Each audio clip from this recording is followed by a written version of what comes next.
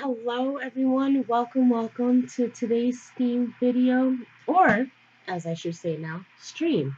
Now, if you didn't notice last week, I threw an R in there and I didn't really explain what that meant. But if you see today's post, it gives you a good little description on why we're adding the R to our Steam stream. So, so the R actually is something that advocates for reading and writing to see literacy as essential part to a well-rounded curriculum as well. So this will be, I'll be reading you books based off of the things to get your mind working a little bit, and we'll also be doing a craft at the same time. Not at the same time, while reading. That would be a little bit impossible. But so today is the first day that I am going to do the R into our stream.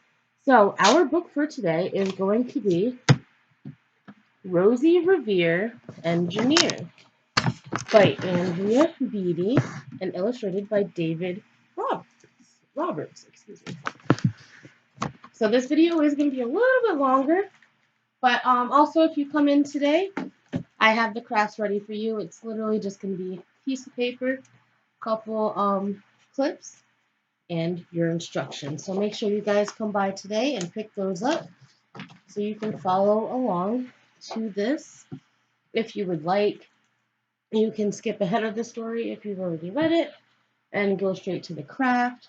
This is up to you. But this story is fun, and it's about a little girl who does many different things.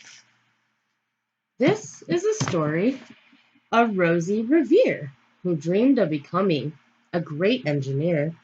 In Leela Gear's classroom at Blue River Creek, young Rosie sat shyly, not daring to speak. Well, when no one saw her, she peeked in the trash for treasures to add to her engineer's stash. And late at night, Rosie rolled up her sleeves and built in her hideaway under the eaves. There we go. Alone in her attic, the moon high above, dear Rosie made gadgets and gizmos she loved. And when she grew sleepy, she hid her machines far under the bed where they'd never be seen. When Rosie was young, she had not been so shy. She worked with her hair swooping over one eye and made fine inventions for uncles and aunts, and hot dog dispenser and helium pants. That's so cool, helium pants. The uncle she loved the most was zookeeper Fred. She made him a hat to keep snakes off his head.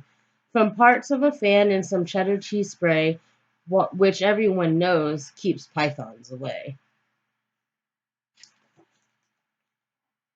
And when it was finished, young Rosie was proud, but Fred slapped his knee and he chuckled out loud. He laughed and he wheezed, all his eyes filled with tears, all the horror of Rosie Revere, who stood there embarrassed, perplexed, and dismayed. She looked at the cheese hat, then looked away. I love it, Fred hooted. Oh, truly I do.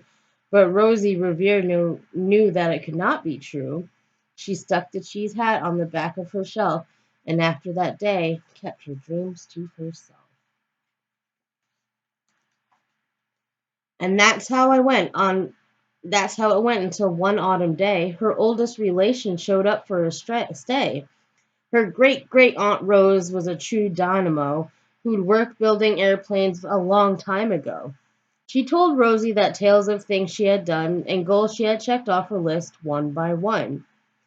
She gave a sad smile and she looked to the sky. The only thrill left on my list is to fly. But time never lingers as long as it seems. I'll chalk that one up to the old lady's dreams. The night as Rosie laid wide awake in bed, a daring idea crept in her head. Could she build a gizmo to help her aunt fly? She looked at the cheese and hat and said, no, not I. But questions are tricky and some hold on tight, and this one kept Rosie awake through the night. So when dawn approached and the red streaks lit the sky, young Rosie knew how to make her aunt fly. She worked till the day was half gone, then hauled her copter out onto the lawn to give her invention the test just to see the ridiculous flop it might turn out to be.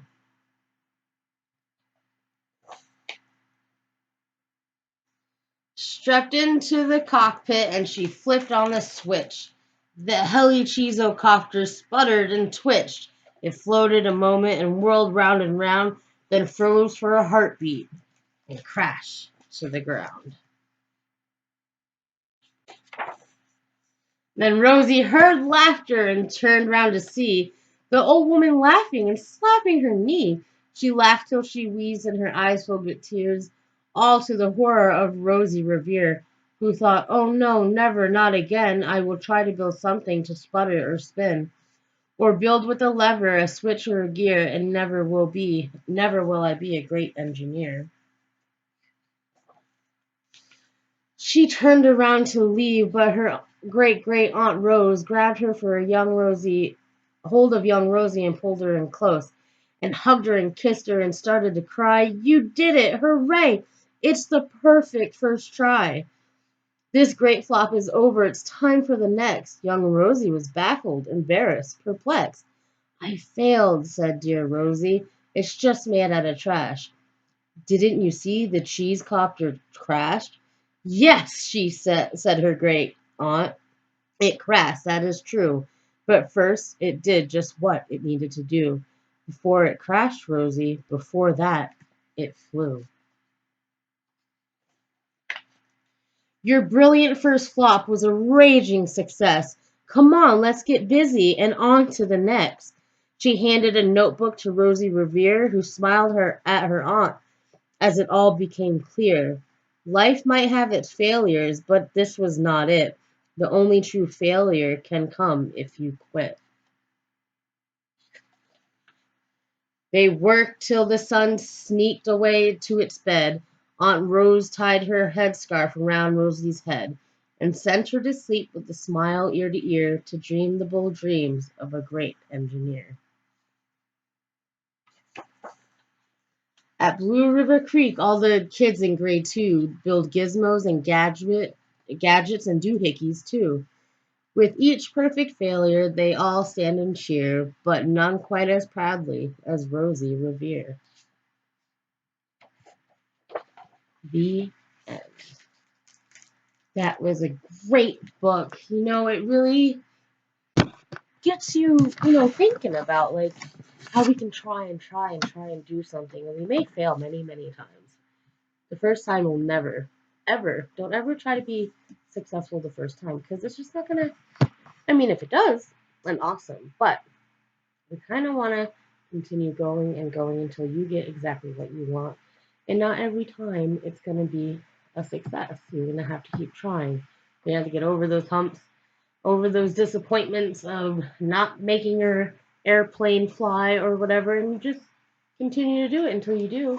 And then bam, it's all worth it. So, today's craft, we're going to make our own helicopter. You're going to need a ruler. I have a piece of cardstock paper and 2 paper clips. And you'll have your instructions right here. So the first thing we're going to do, we're going to get, I need a pencil, hold on. Okay, I got my pencil. So we are going to take our ruler and we are going to cut our papers into 6-inch by 2-inch rectangle. So here we are. We are going to go from 1 to 6. I'm going to start with 6 right here.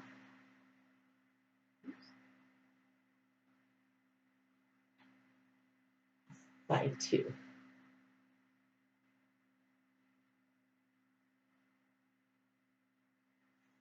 And I gave you guys 1 piece of cardstock so you can, make as many as you want. Oh, excuse the phone.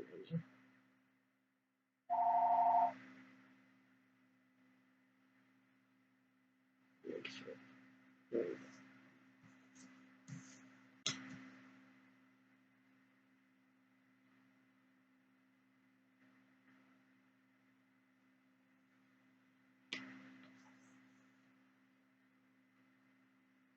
Next, we're going to get our handy dandy scissors.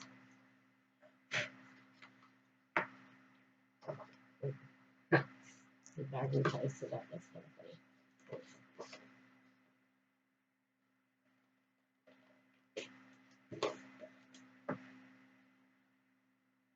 We'll go a little bit.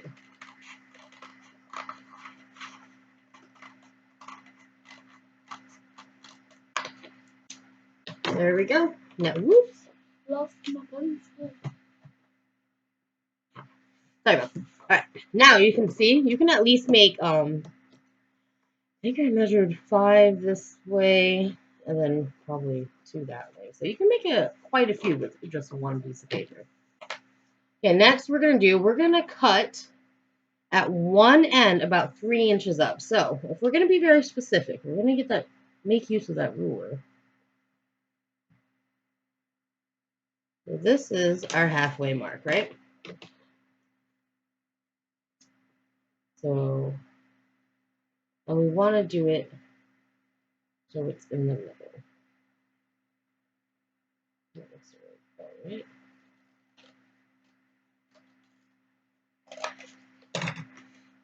There we go. And then the next thing we're going to do makes 2 cuts on each side going inward. We're not going to cut all the way. We're just going to do about 1/2 inch. So it says make 2 cuts on either side about 1/2 inch higher than your cut. Okay, 1/2 inch higher. So here's our dot. Do one right here. And one right here, right? We're going to cut in.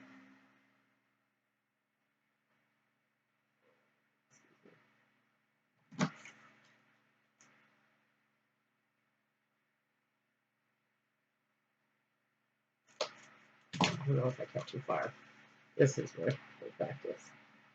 Okay. No, it looks right. Okay.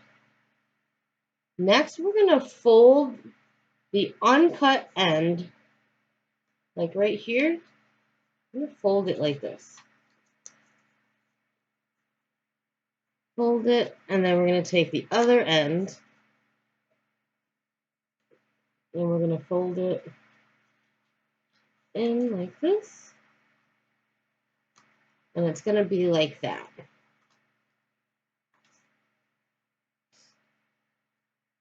So we're going to flatten this part, right? Fold it in together. And we're going to fold the top part right here over like that. Got it? That's where you get your handy dandy paper clip.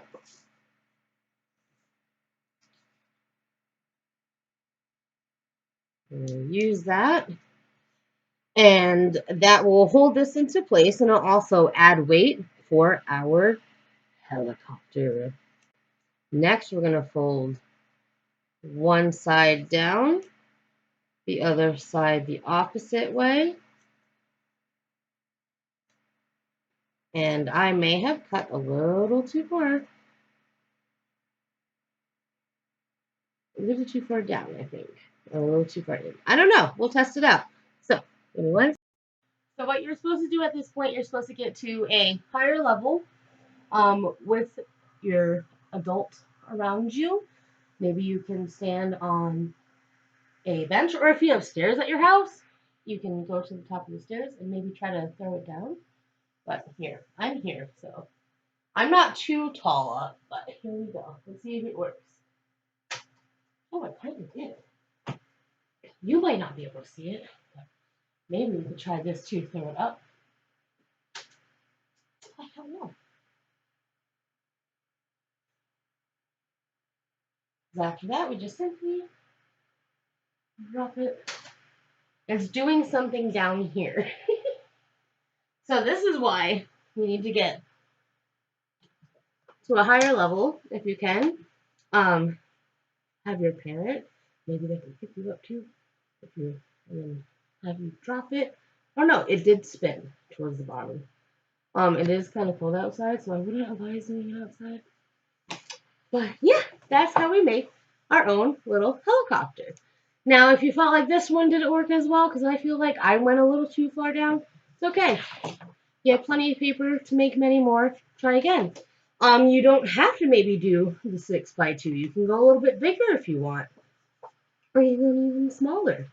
But this is our little paper helicopter. I hope you guys enjoyed the book and enjoyed our little experiment here. I hope you have a wonderful day, wonderful week. What do I want to say? Join us this Friday for our storytime playtime.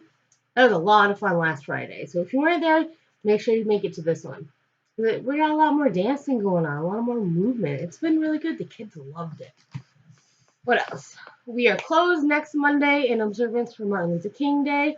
So we will be back open again that Tuesday after. Other than that, hope you guys have a great day. Love you all, and I will see you next time. Bye.